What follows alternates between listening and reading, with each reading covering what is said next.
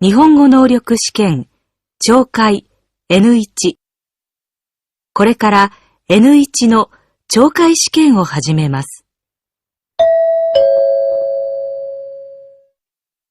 問題1。問題1では、まず質問を聞いてください。それから話を聞いて、問題用紙の1から4の中から最も良いものを一つ選んでください。では、練習しましょう。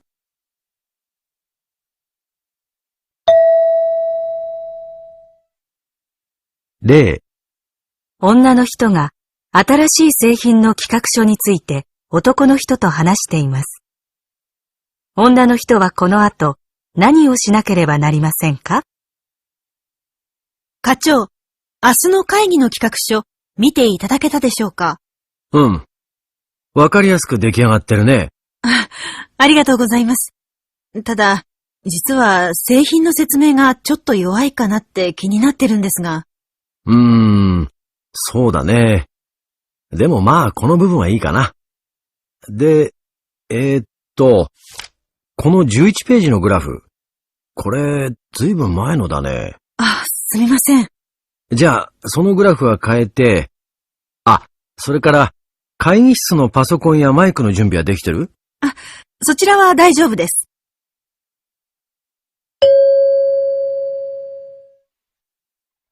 女の人はこの後何をしなければなりませんか？最も良いものは3番です。回答用紙の問題1の例のところを見てください。最も良いものは3番ですから、答えはこのように書きます。では、始めます。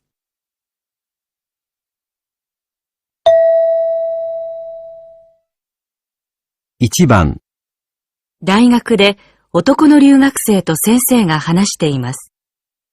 男の留学生はこの後何をしなければなりませんか？先生、先日お渡しした論文ですが、いかがでしたか？見ましたよ。前回見たときは、研究の背景のところが不十分だったけど、そこは今回、だいぶ良くなったんじゃないかしら。ありがとうございます。研究の背景がうまくまとまったからだと思いますけど、研究目的も前の原稿より明確になったと思います。そうですか。でも、この調査の結果のところ、もう少し効果的に示せるように、データを図やグラフで表したらどうかしら。なるほど。そうですね。そうした方が説得力が増すと思いますよ。わかりました。やってみます。それから、前回ご指摘を受けた日本語の文法的な間違いについては。今回は特に気になりませんでしたよ。そうですか。じゃあ、すぐに修正します。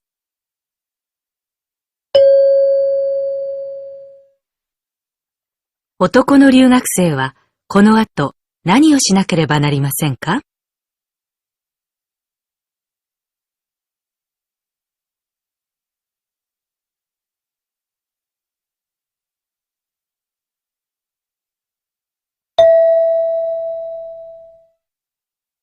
？2番、女の人と男の人が話しています。女の人はどうしますか？部屋の観葉植物、なんか元気ないんだ。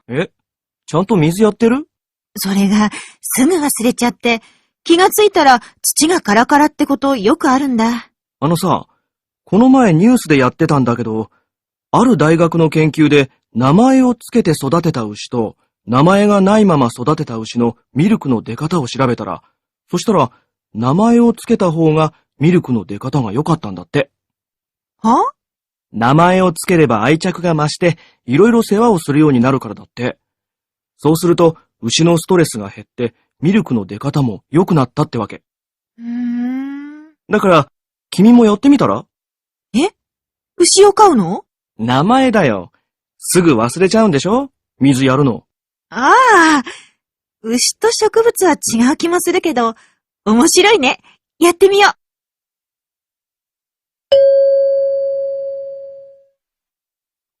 女の人はどうしますか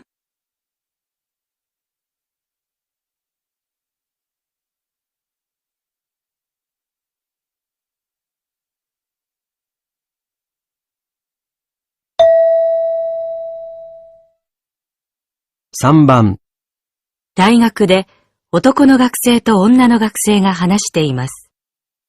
男の学生はこの後何をしますか？先輩、来週の研究発表のことで相談があるんですが。どうしたの？配布資料がまだできてないとか？いえ、それは昨日なんとか。実は、僕すぐに上がってしまうんで、発表が不安で。そんなの誰だって緊張するもんよ。とにかく何回も練習して自信つけるしかないんじゃない？それが、原稿を暗記するくらい練習したんですが、本番では頭が真っ白になりそうで。まあ、原稿は読んでもいいんだから、完璧に覚えなくてもいいって。それより、質疑応答でどんな質問が出るか予想して、シミュレーションしておいた方がいいかもね。そっか。とっさに答えるのは難しいですもんね。うわ、ますます緊張してきた。大丈夫。自分の研究テーマについては、自分が一番よくわかってるんだから。はい。じゃあ、早速対策を練っておきます。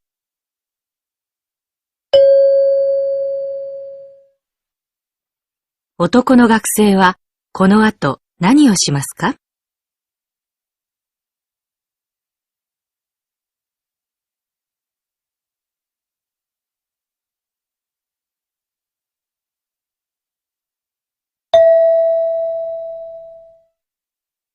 ？4番、会社で男の人と女の人が話しています。女の人はこの後、まず何をしなければなりませんか？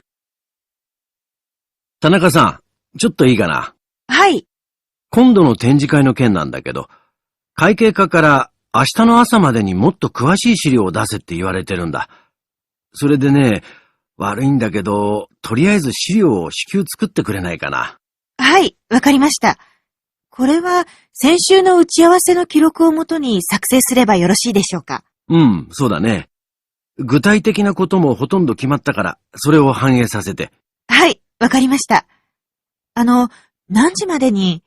5時くらいまでに頼めるかな。今朝頼んだ仕事の方は置いといてもらってもいいし、他の人に引き継いでもらってもいいから。そうですか。でも、他の人に頼むと、かえって時間がかかると思いますので、後でやります。じゃあ、悪いけど頼むよ。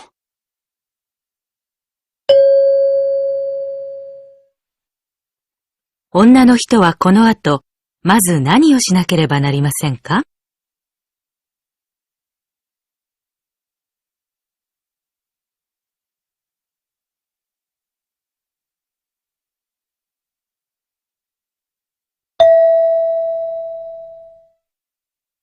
？5番、レストランで店員と店長が話しています。店員はこの後すぐ何をしなければなりませんか？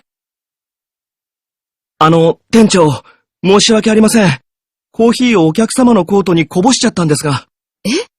ちゃんとお詫びした？はい、で、コートはちゃんとお拭きした？はい、濡らしたタオルで。ただ、コーヒーだからシミになりそうで。そう。できればこちらでコートをお預かりしたいところだけど、今日は寒いしね。はい。じゃあ、クリーニング代、後で請求していただきましょう。もし落ちなかったら、弁償ってこともあるし。連絡先だけは忘れずにお尋ねしてね。はい。すみません。僕後で払います。いいのよ。それはお店がするから。さ、早く。お客様がお帰りになる前にお願いしますね。私もすぐに謝りに行きますから。はい。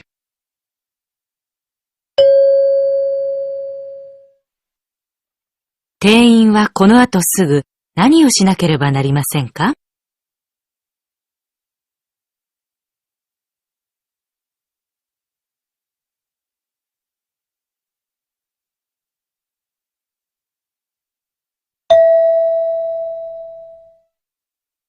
？6番、男の人がプリンターの修理センターに電話しています。男の人はプリンターと一緒に何を送らなければなりませんか？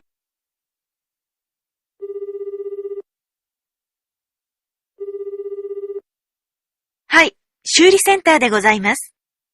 すみません。そちらのプリンターの S100 を使っているんですが。小さいタイプのものですね。どのような状態でしょうか？新しいインクを入れても、インク交換を知らせる赤いランプがずっと点滅していて、全然印刷できないんです。そうですか。1年の保証期間内でしたら無料で修理いたします。その場合は保証書をお送りいただくことになりますが。ああ、1年ちょっとになりますね。でも半年くらい前にも同じ状態になって修理してもらってて、その時の修理記録もありますけど。大変申し訳ございません。それでは無料で修理させていただきますので、保証書をお送りください。じゃあ、お願いします。それから説明書の最後にある修理依頼書をご記入の上、プリンターと一緒にお送りください。修理記録も送った方がいいですか？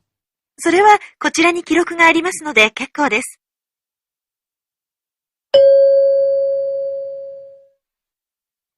男の人はプリンターと一緒に何を送らなければなりませんか？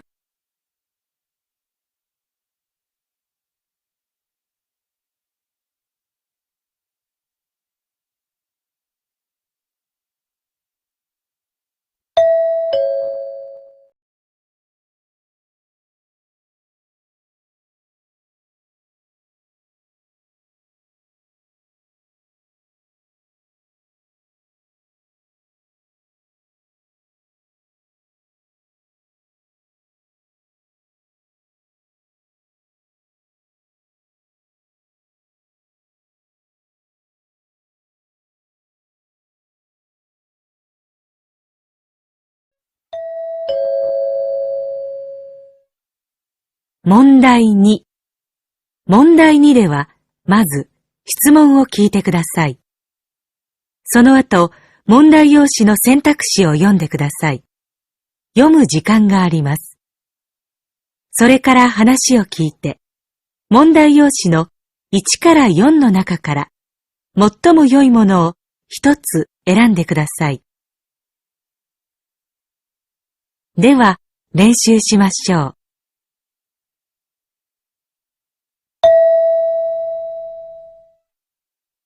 例、大学で男の学生と女の学生が話しています。この男の学生は、先生がどうして怒ったと言っていますか？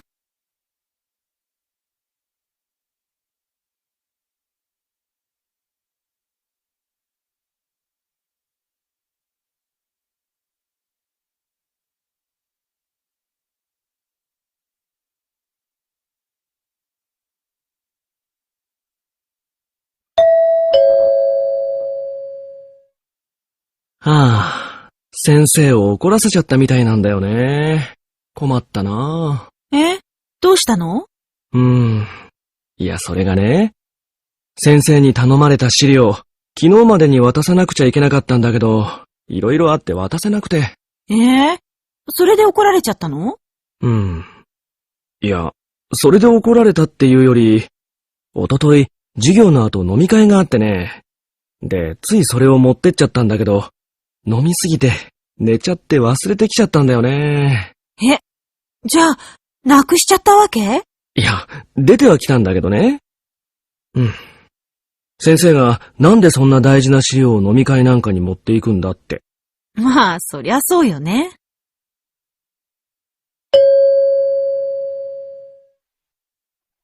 この男の学生は、先生がどうして怒ったと言っていますか？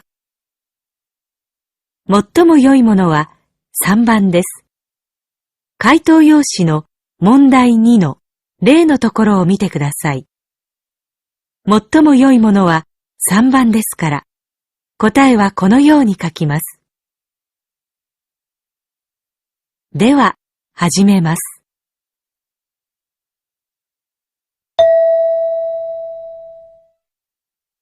1番、テレビでアナウンサーと監督がバスケットボール選手について話しています。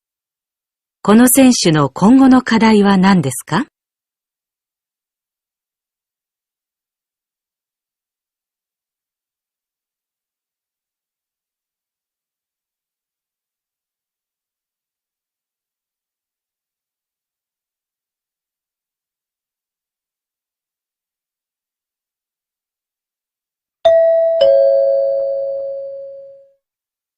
監督、最近素晴らしいプレーを見せている若手の山田選手ですが、この調子を維持し、今後ますます活躍するためには何が必要でしょうか？山田ですか？そうですね。試合開始から終了まで走り続けられる体力はすでにトップクラスですね。また、体が柔らかくバネもあり、怪我も少ないですし、ボールを扱う技術も他の選手よりずっと抜きん出ています。まあ、強いて挙げるとすると、試合中に相手の挑発に乗ってしまいがちなので、自分をコントロールし、常に落ち着いてプレーできるようになれるかが鍵になるでしょうね。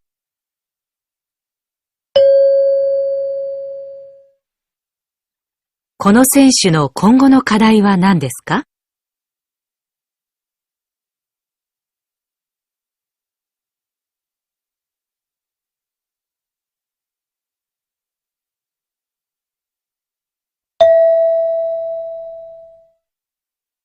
？2番、会社で女の人と男の人が話しています。男の人は今何が心配だと言っていますか？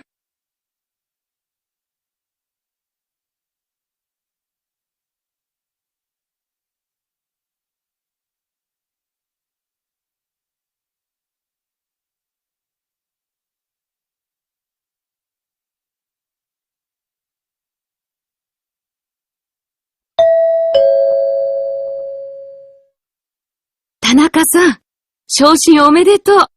来月からパリ支店の支店長になるんですって？ありがとう。以前から海外勤務希望してたんだ。ああ、そうですか。ただ、僕も妻もパリは初めてでね。向こうには知り合いもいないし、妻はフランス語できないし、そのことが悩みの種でね。私が海外勤務をした時は、半年くらいで生活に慣れましたよ。今、引っ越しの準備で大変じゃないですか？海外への引っ越しって大変ですよね。まあ、引っ越しの方は業者に任せてあるから、なんとかなるよ。お子さんは？うちの子供は、はじめ、向こうの学校の授業についていけなくて大変だったんですよ。ああ、それは僕も心配してたんだけど、幸いこっちの高校の寮に入れることになってね。そうですか。よかったですね。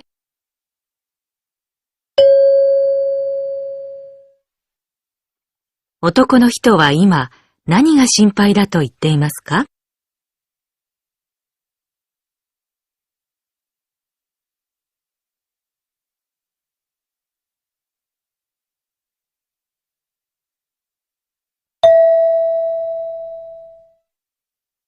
？3番、男の人と女の人が話しています。女の人は写真を撮ることの一番の魅力は何だと言っていますか？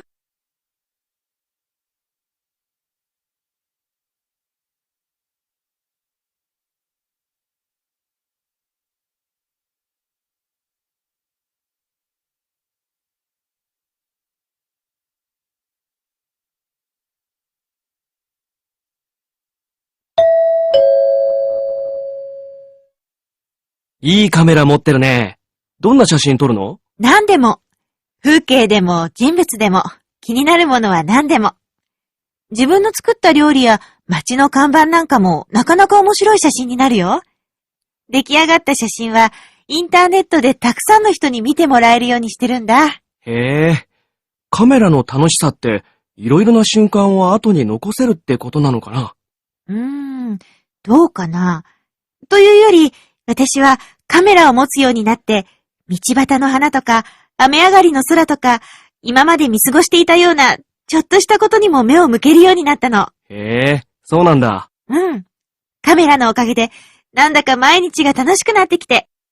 それが私にとってのカメラの楽しさかな。そっか。カメラの魅力は出来上がった写真だけじゃないんだね。私の場合は、出来上がりは二の次って感じかな。まあ、いい写真が撮れると嬉しいけどね。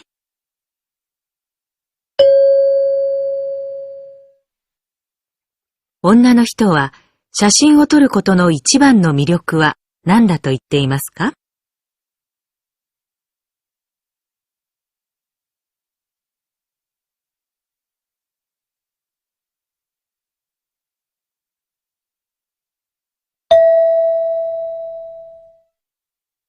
4番、電気店で男の社員と女の社員が話しています。エアコンを売るためにどうすることにしましたか？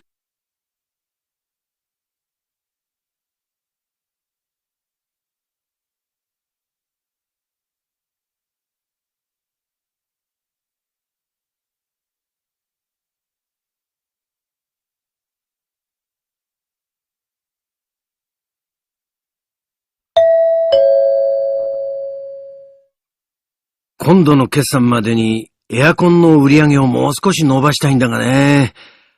売り場での手応えはどう？そうですね。店にいらっしゃるお客さん、皆さん、近頃は無駄な出費は抑えたいとおっしゃいますね。いまいちか。なかなか。ポスターを貼ったり、広告も出してみたんですが。そうか。値下げはもう限度ギリギリ？もう限界ですね。あとできるのは、配送料の無料化か、取り付け費用を割り引くか。なるほどね。ライバル店は配送料の割引はしていますが、無料化に踏み切ったところはありません。そうか。じゃあ、うちはそれを大々的にアピールしよう。設置の方は業者の了承がいるからな。今回は見送るとしよう。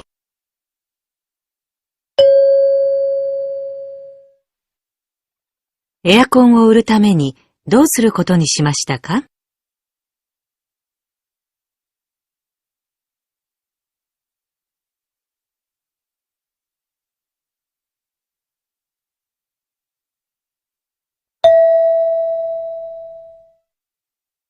？5番、ラジオで評論家が小説家について話しています。この小説家の作品の最も優れているところはどこだと言っていますか？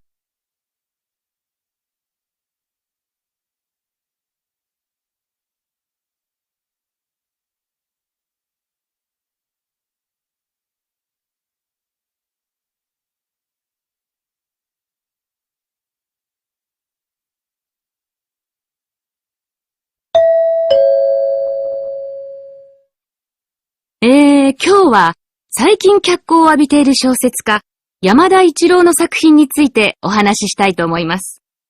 彼の作品にはたくさんの魅力がありますが、そうですね。まず、その緻密なストーリー構成を挙げたいと思います。言葉遣いのユニークさをお好きな方も多いようですが、あれは彼が外国語に堪能なことに関係しているのでしょう。また、思わず吹き出しそうになるユーモアのセンスや、生き生きとした人物描写も見事ですが、やはり、読者をぐいぐいと引き込んでいく話の展開には、なんとも迫力さえ感じてしまいます。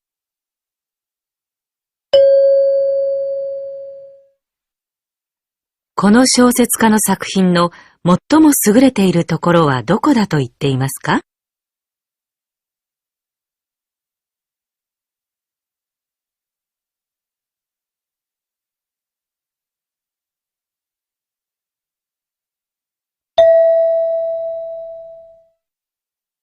？6番、テレビでアナウンサーが男の人にインタビューをしています。男の人は今年の採用では何を一番重視したと言っていますか？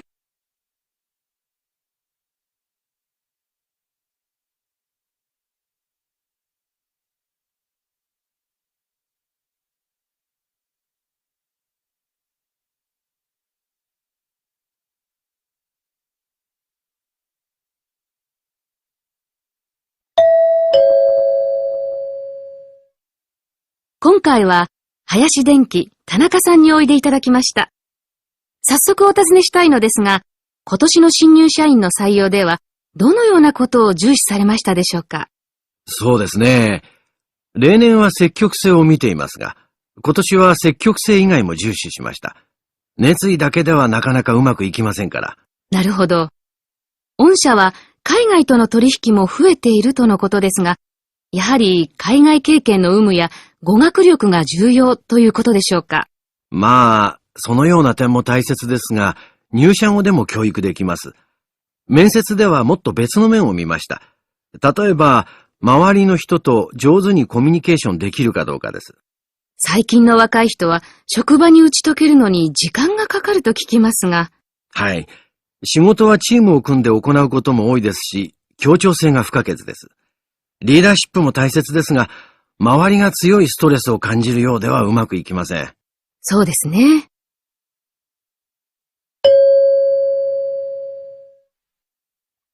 男の人は今年の採用では何を一番重視したと言っていますか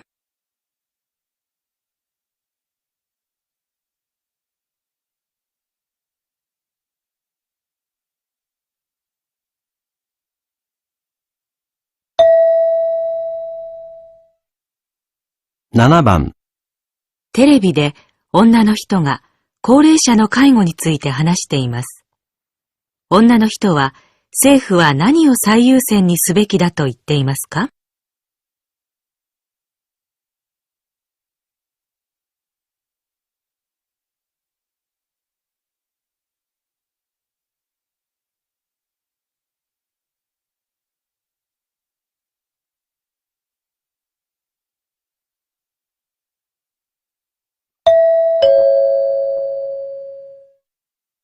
政府の調査によると、介護が必要になった場合に、自宅での介護を希望する高齢者は6割を超えるそうです。バリアフリー住宅への改築が増えているのも、住み慣れた自宅で生活を続けたいということの表れでしょう。ですから、在宅での介護サービスを充実させ、安心して自宅で生活ができる環境を作ることを政府に強く望みたいと思います。もちろん、介護施設を増やすことや、介護施設でのサービス内容を向上させていくことも必要にはなります。しかし今、政府が何に最優先で取り組むべきかは明らかではないでしょうか。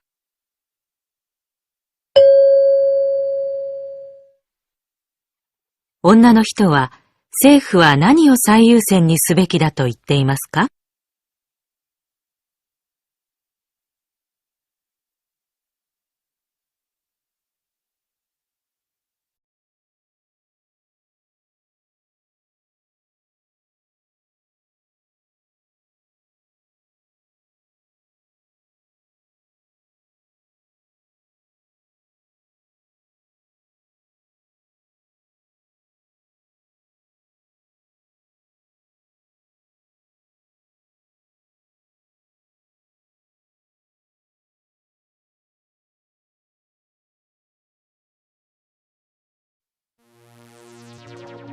ここでちょっと休みましょう。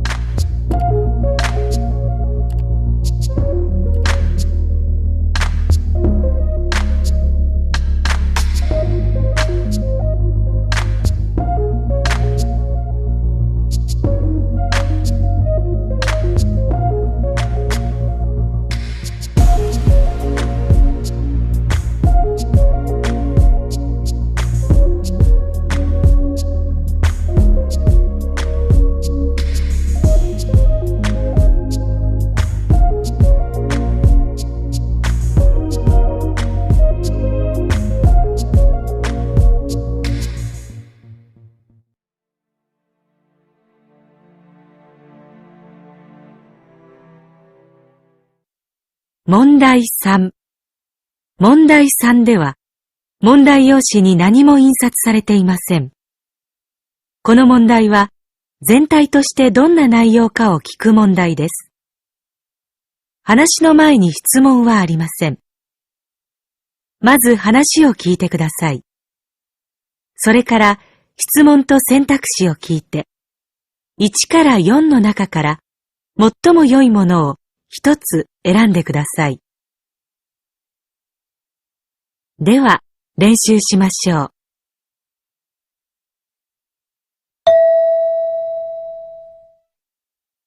例。女の人が男の人に映画の感想を聞いています。この間話してた映画見に行ったんでしょ？どうだった？うん。すごく豪華だった。衣装だけじゃなくて、景色もすべて、画面の隅々までとにかく綺麗だったよ。でもストーリーがな、主人公の気持ちになって一緒にドキドキして見られたらもっと良かったんだけど、ちょっと単調でそこまでじゃなかったな。娯楽映画としては十分楽しめると思うけどね。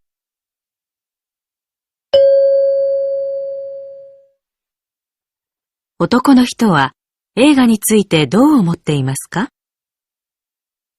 1、映像も美しく、話も面白い。2、映像は美しいが、話は単調だ。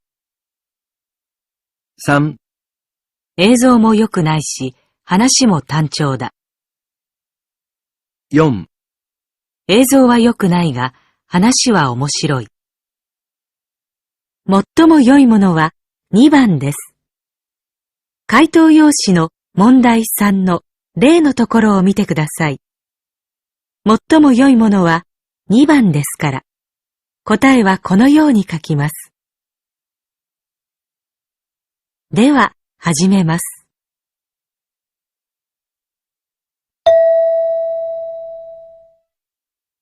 1番、テレビでレポーターが話しています。はい、こちらレポーターの山本です。今私が来ているこの地域には、桜歌舞伎という伝統芸能があります。300年以上の歴史があり、長く人々に親しまれてきたのですが、実はこの伝統芸能、後継者不足で一度存続が危ぶまれたことがあるんです。その時立ち上がったのが、なんと、この町の高校に通う高校生たちだったのです。伝統芸能を継承し、歴史を受け継いでいこうと、放課後練習を重ねています。伝統芸能の衰退が珍しくない中で、この高校生の奮闘ぶりに、町でもこれが町の活性化につながらないか考え始めたようです。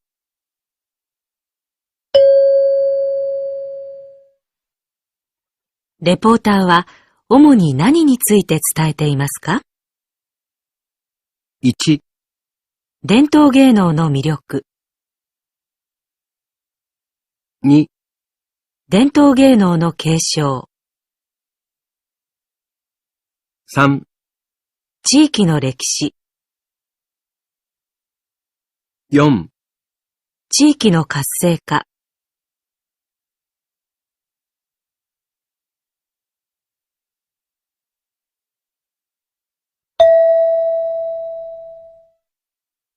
2番、大学で先生がある国について話しています。この国は今経済の転換期を迎えています。この国の経済発展を支えているのは地下に埋蔵されている豊富な天然資源です。しかし、埋蔵されている資源には限りがあります。また、このまま資源の輸出だけに依存していると、資源価格の変動によって経済情勢が大きく左右されてしまいます。そこで政府は資源の輸出で得られた豊富な外貨をもとに新しい産業を育成する計画を立てています。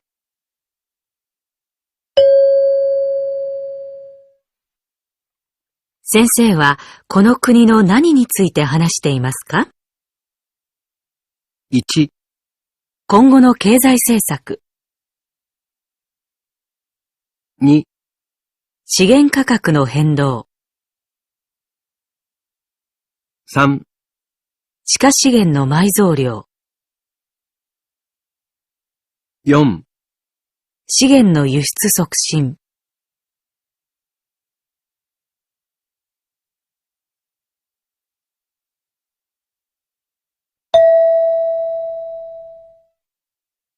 3番、テレビで男の人が話しています。私たちの周りには毎日いろんな音が溢れていますが、スーパーや飲食店に行ったとき、店の中に流れている音楽を意識したことがありますか？ほとんどの人は特に気にしていないと思います。ある調査によると、ゆっくりした音楽を流した場合と、テンポの速い音楽を流した場合とでは、客の行動に差があることが分かりました。スーパーなどでは、ゆっくりした音楽を流した時の方が、客が店の中にいる時間が長くなり、売り上げが伸びるんだそうです。反対に、行列ができるような混んでいる飲食店では、テンポの速い音楽を流すことで、客の回転を速くすることができるんだそうです。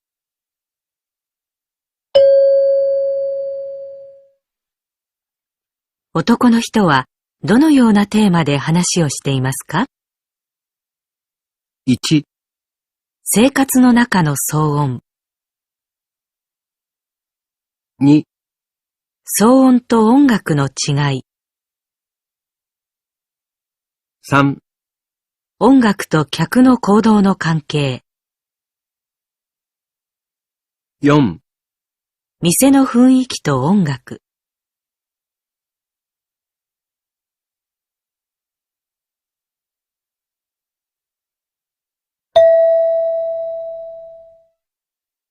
4番。テレビで農業の専門家がキノコについて話しています。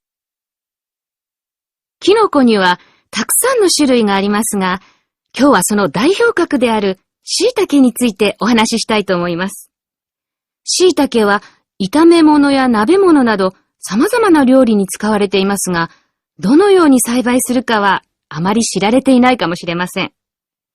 質の良い椎茸を収穫するには木を使う方法が良いでしょう。椎茸は椎茸菌を木に植え付け、乾燥を避け、十分な湿度を保つと生えてきます。生育には10度から30度の間を保つことが必要とされるので、春か秋が適した季節と言えます。生えてから2週間程度で収穫できる大きさになるでしょう。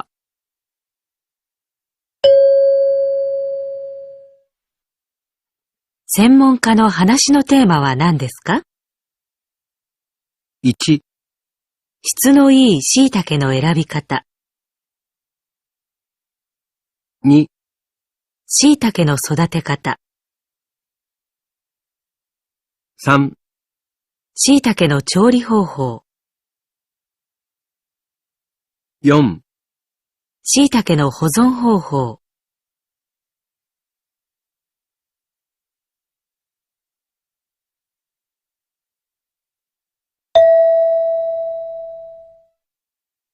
5番。大学の授業で先生が話しています。今日は初回なので、今学期の授業内容について簡単に説明します。この授業では、最新の科学技術に注目します。といっても、科学技術を難しく捉えるのではなく、生活の中でどのように役立っているか見ていきます。例えば、最近ニュースなどで高齢化社会の問題が取り上げられていますね。日本の場合、2055年には65歳以上の高齢者が人口の 40% を超えると予測されていますが、その時に介護や福祉を担う労働力をどう確保するかが問題です。そこで、高齢者の暮らしを支えると期待されているのが、現在開発中の介護ロボットです。最新の科学技術は私たちの生活に深く結びついているのです。では今日はこのようなロボットに使われている技術について見てみたいと思います。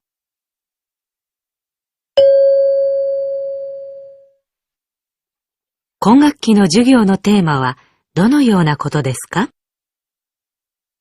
1、科学の最新理論。2、生活に役立つ科学技術。3、高齢化社会の問題。4、介護ロボットの開発の課題。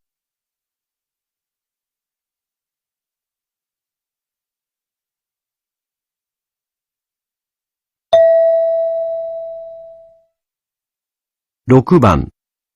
会議で女の人が男の人に意見を聞いています。では、新しい店舗の設置とメニュー価格の値上げについてご意見をお願いします。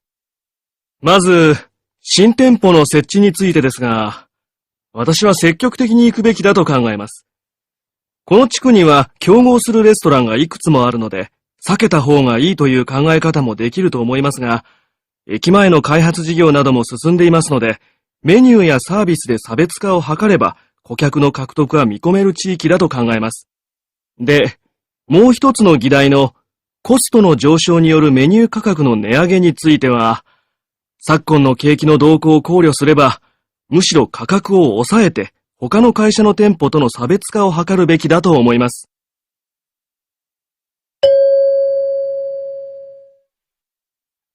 男の人はどう考えていますか？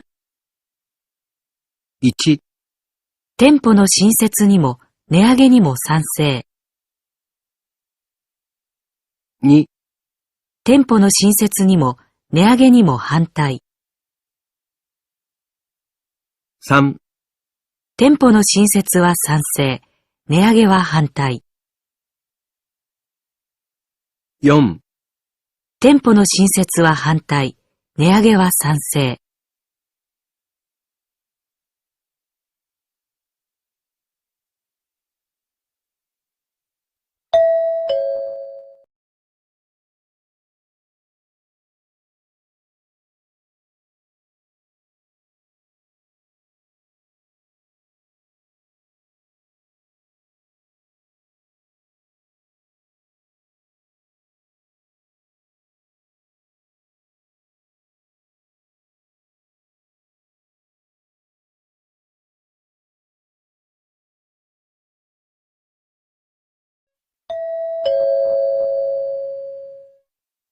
問題4。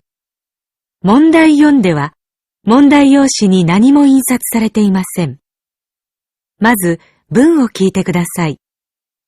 それから、それに対する返事を聞いて、1から3の中から、最も良いものを一つ選んでください。では、練習しましょう。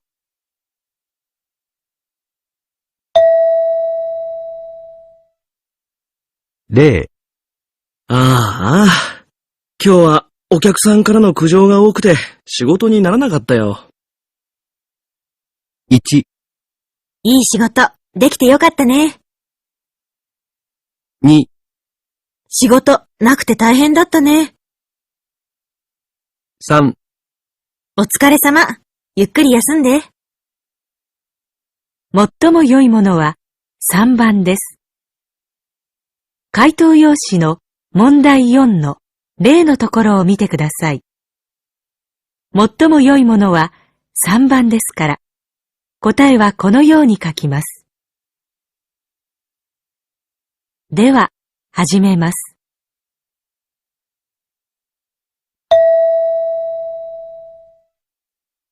1番。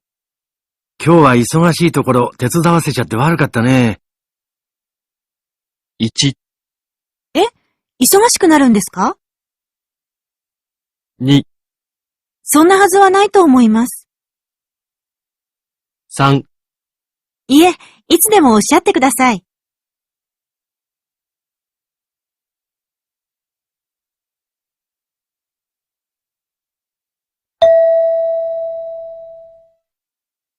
2番。明日の映画なんだけど、レポートやら実習やらで、それどころじゃなくなっちゃったんだ。1、きっと面白いよね。 2、いけないの？残念。3、忙しいのによく言ったね。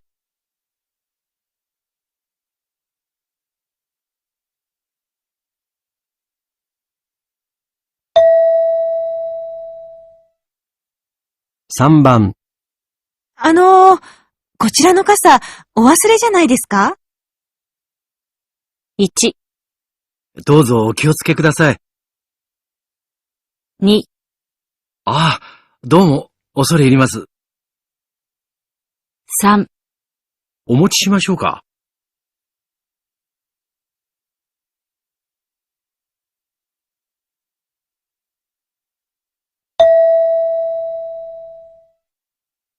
4番。悪いね。預かった資料まだ見てないんだよ。ずっと電話が鳴りっぱなしで。1、はい、すぐにお電話させますので、2、ただいま席を外しております。3、では、お時間のある時にお願いします。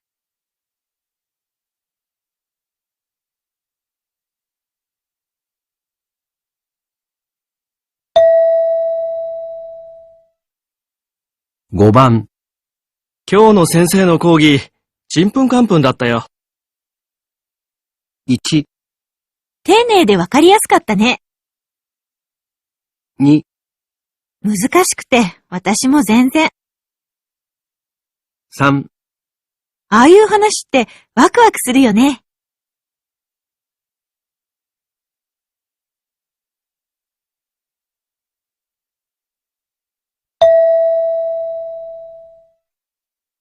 6番、ああ、あんな負け方するくらいなら、初めからやるんじゃなかった。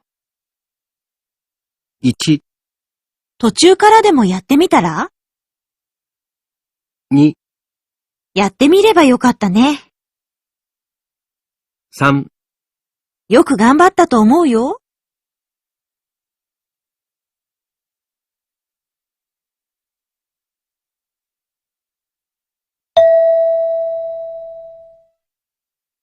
7番、先月の家賃なんですけど、まだ振り込まれてないようですが。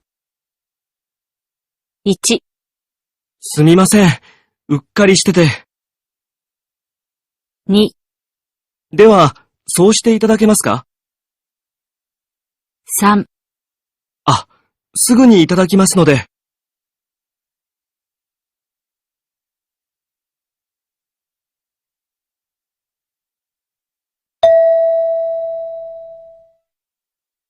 8番。もしもし、もうすぐ社に戻るけど、留守中何かなかった？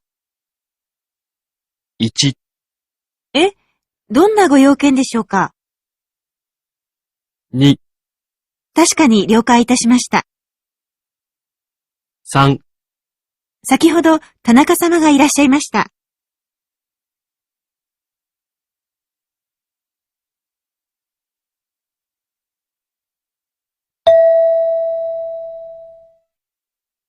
9番。もう少し席を詰めていただけるとありがたいんですが。1、あ、気がつきませんで。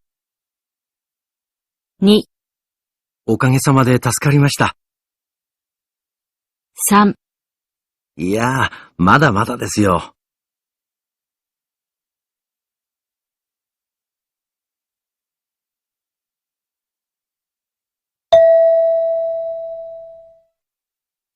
10番。山本くん、まだ来ないね。どういうつもりなんだろう、まったく。1、また来るつもりだって。2、時間通りに来たことないよね。3、やっぱり間に合ったんだ。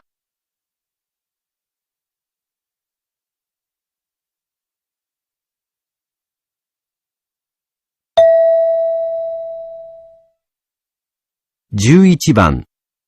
どうしたの？食事もしないで考え込んじゃって。1、いや、それほどでもないと思うよ。2、ちょっと気になってることあってね。3、どうしてもこの時間混んじゃうんだよね。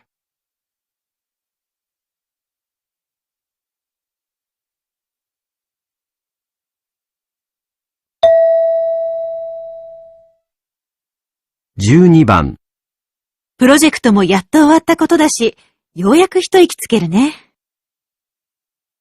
1、一時はどうなることかと思ったよね。2、のんびりできるのももう終わりだね。3、確かにこれからが山場だね。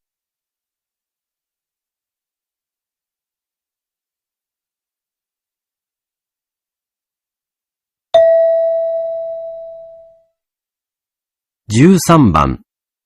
今度の休み、家族とゆっくり過ごせたらなって思ってたのにな。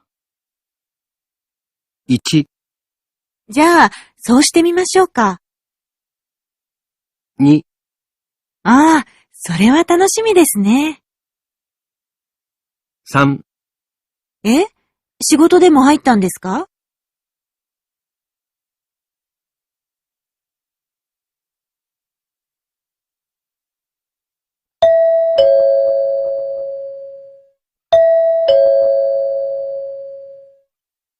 問題5。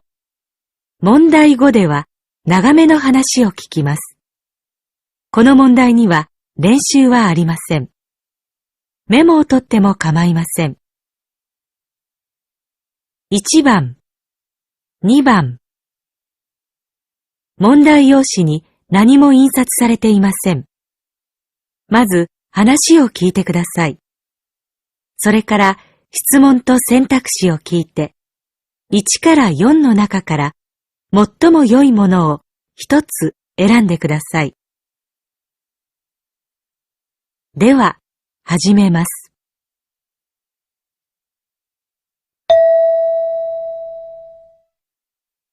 1番、大学の就職課で女の学生と係の人が話しています。来年から就職活動を始めるんですが、インターンシップって就職に有利って聞いたんですけど。有利っていうことはありませんけどね。でも、働くことを実際に体験できるいいチャンスではありますよ。いくつかタイプがあります。あ、そうですか。実は私、まだ職種が絞れてなくて、できるだけ広く見たいなと思ってるんですけど。ええ。それと、お金がもらえるのもあるって聞いたんですけど。ああ、それは社員とほぼ同じ仕事をする実践タイプです。数週間から数ヶ月が一般的ですね。特別な技能やハイレベルの知識が必要で、誰でもってわけにはいかないけど。ああ、ワープロとかじゃダメですよね。そうですね。できれば短期間でいろいろ体験できるといいんですけど。そうですか。いろんな企業を見たいなら、セミナータイプがいいですよ。平日の1日か2日で会社の中を見て回ったり、セミナーに参加したりするんですよ。それから、1、2週間程度なら体験タイプがあります。営業の人と一緒に外回りしたりします。あ、ただ、これはある程度やりたい仕事が決まっている人に向いてますね。いろいろあるんですね。あとは、あそこにポスターが貼ってありますけど、出身地に帰ってそこの企業で研修する地元タイプもあります。1ヶ月程度が一般的かな。同じところに1ヶ月ですか。それなら、いろんな会社を見てみたいから、これにします。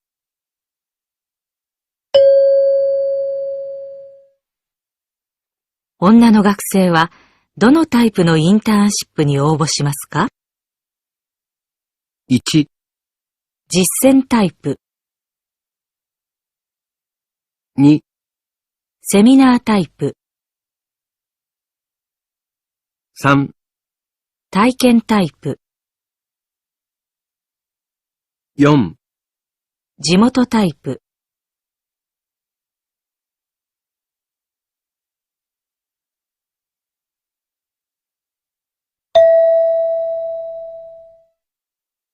2番。運送会社の会議で話しています。最近、荷物の配送の遅れが目立っているようなんだ。何かいい案はないかね。今の配達ルートを使うと、渋滞に巻き込まれるようですよ。安全研修の時にドライバーが言ってました。そうか。じゃあ、別のルートを考えて渋滞を避けるようにしたらどうでしょうか。他にいい道はあるかな。それより、朝やってる荷物の積み込みを夕方帰宅前にすれば、1時間は早く配達に出られますよね。1時間ぐらい早く出てもな。あの渋滞はもっと早くから始まってるからね。だったら、出勤時間も早くすればどうでしょしかしね、出勤時間が早くなるのはいろいろ難しいんじゃないかな。う。ああ、そうですね。でしたら、今の配達ルートを決めたのはもうずいぶん前ですから。そうか。じゃあ、やっぱりそこを検討だな。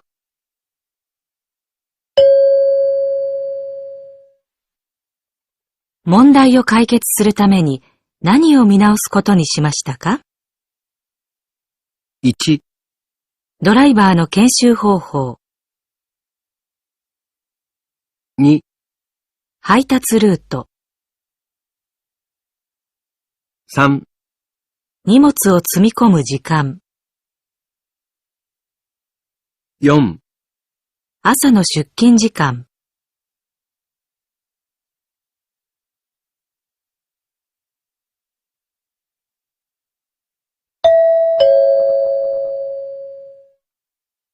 3番、まず話を聞いてください。それから2つの質問を聞いて、それぞれ問題用紙の1から4の中から最も良いものを1つ選んでください。では、始めます。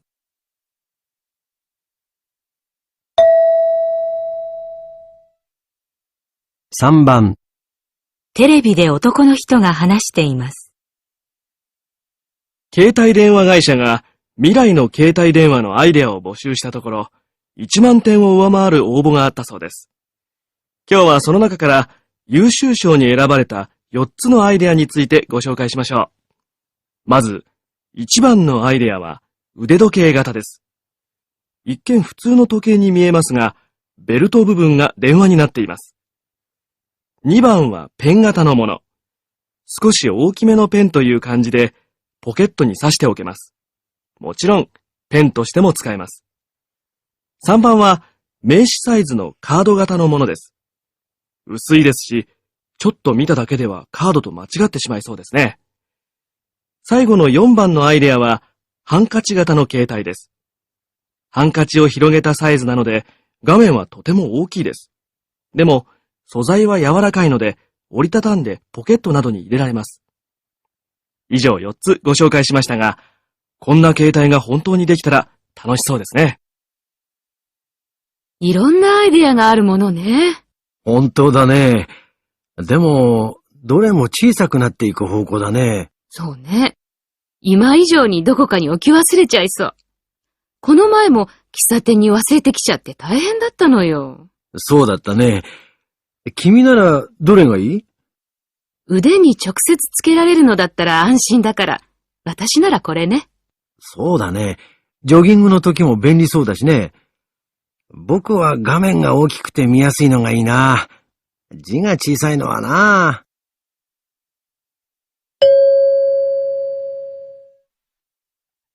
質問1、女の人はどの携帯が気に入っていますか？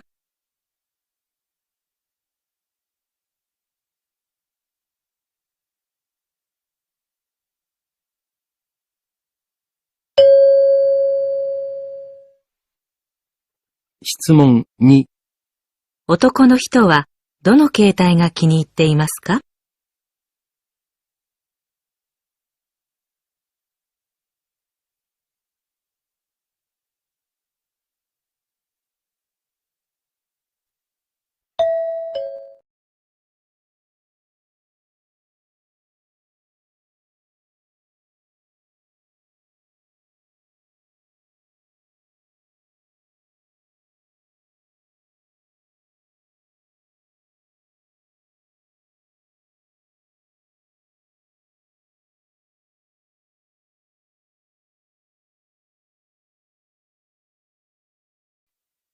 これで懲戒試験を終わります。